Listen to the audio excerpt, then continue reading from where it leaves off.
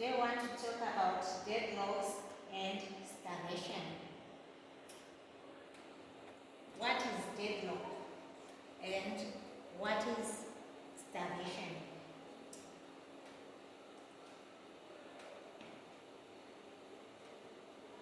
What is deadlock?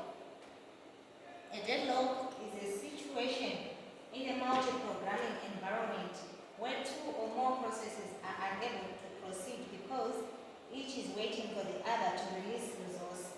This creates a cycle of dependencies that prevents any of the processes from continuing.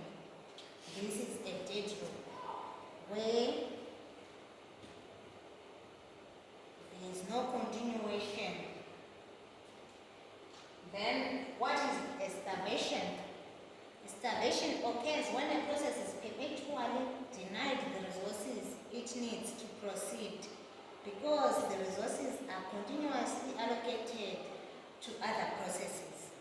This can happen when resource allocation algorithms favor certain processes over others.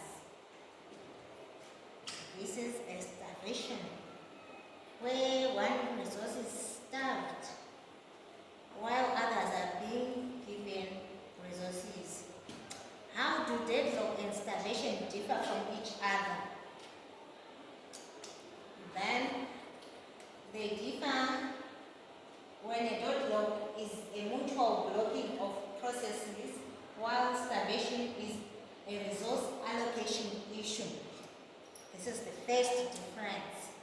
Then the second difference, deadlock results from circular waiting, while starvation occurs due to unfair scheduling.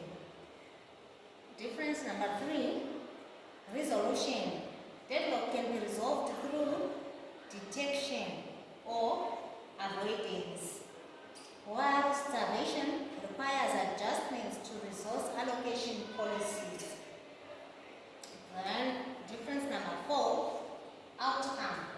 Deadlocked processes cannot progress at all, whereas starved processes may eventually proceed if conditions change. Those are the 4 main differences of deadlock and starvation. Now we want to talk about the 4 general strategies for dealing with deadlocks. Strategy number 1, deadlock prevention. Ensure that at least one of the necessary conditions for deadlock cannot hold. Then number 2, deadlock avoidance.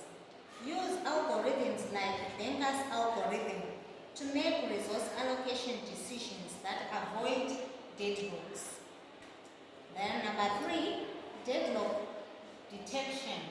Allow deadlocks to occur, but periodically check for them and recover when detected. Then number 4, deadlock recovery. Terminate processes or preempt resources to break the deadlock. These are the 4 general strategies for dealing with deadlocks. In the context of an operating system, explain the producer-consumer problem.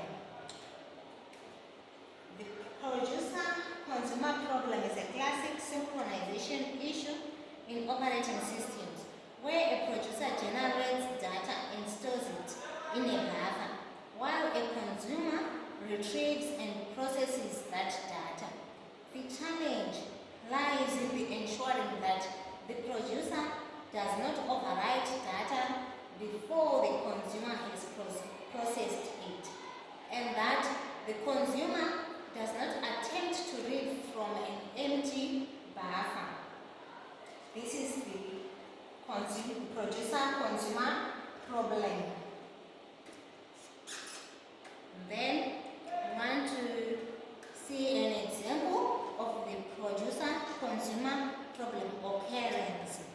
An example is a print queue where multiple print jobs being producers are added to the queue while a printer, the consumer, processes them. If the queue becomes full, new jobs cannot be added until some are printed, preventing overflow and ensuring proper processing order. So this is the position of the printer. Print